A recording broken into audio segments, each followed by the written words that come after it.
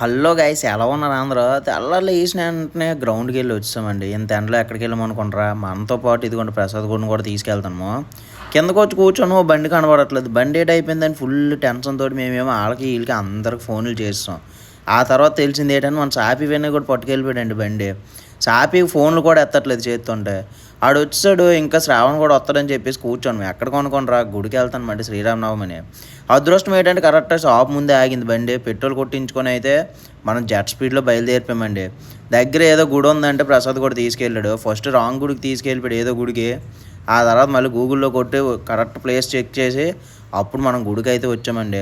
మనం మామూలుగా భక్తి ఉంటేనే గుడికి వస్తాం. మనకు ఫుల్ భక్తి అండి. ఈయన కొడుకులకి అది ఏంటి లేదు.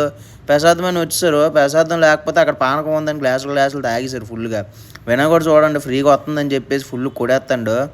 ఆ తర్వాత అక్కడ అయిపోయిన తర్వాత మనం అయితే కాలేజీకి రిటర్న్ బయలుదేరిపోయామండి. మనకు ప్రసాద్ కూడా ఐస్ క్రీమ్ కొనేసి ఇచ్చాడు. నాకు ఒకటి, జగదీష్ కూడా ఒకటి. ఫుల్ తినేసాము. మెస్కు వచ్చాం. తినడం పక్కన పెడితే మెస్లో మాత్రం ప్లేట్ నిండా కొడేసాము. కడుపు నిండా కొట్టేసి రూమ్కి వచ్చి ఫుల్ మొత్తేస్తామండి. ఫుల్ డిచ్ అయిపోయి పడుకుండిపోయాము. అంత తినేసాం మెస్లోనే. శ్రీరామనవమి స్పెషల్ పెట్టేశారు మనకి.